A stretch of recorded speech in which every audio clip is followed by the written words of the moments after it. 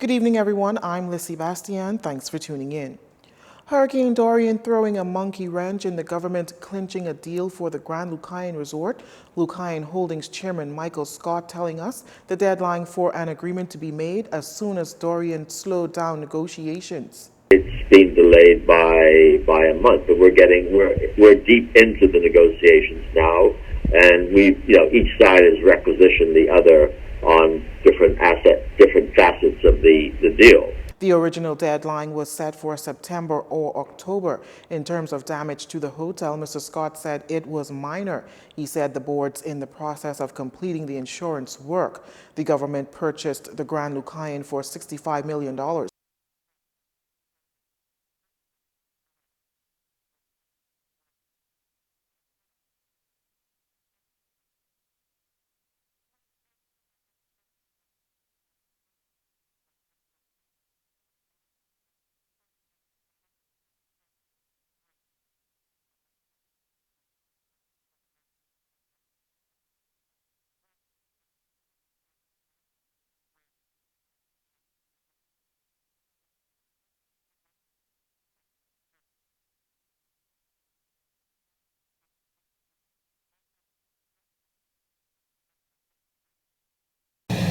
You're only as alive as the next event.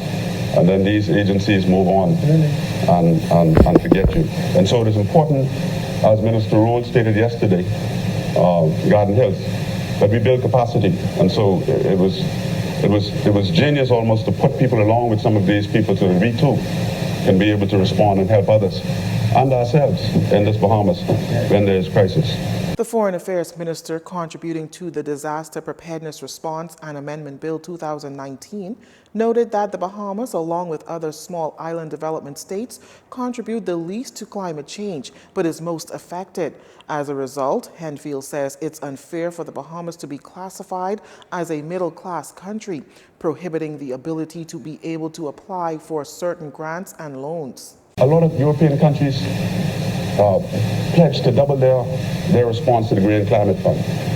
But my question was, how we are still in the hurricane season? We're grateful, and I don't want to say ungracious or ingracious in any way, but how do you operationalize the fund so that we can get the monies on the ground now where we need them to help build resilience?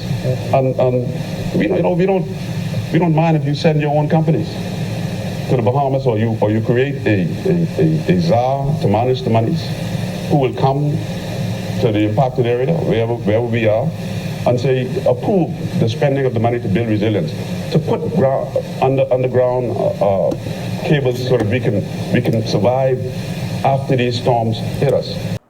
Throwing his support behind the bill, the North Abaco MP says this bill will help the country to survive by addressing several key issues, including empowering the government through the Prime Minister to maintain peace and to provide urgent relief to impacted areas.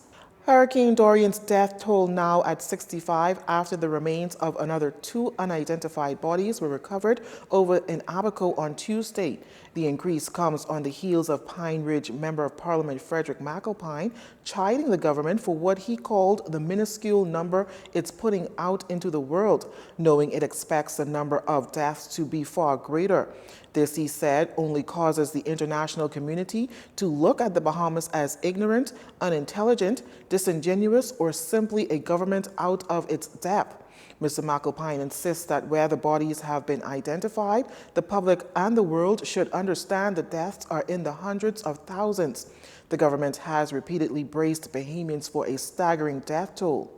Meantime, 830 hurricane survivors remain in 6 shelters throughout New Providence, with the Department of Social Services registering 4,743 people to date.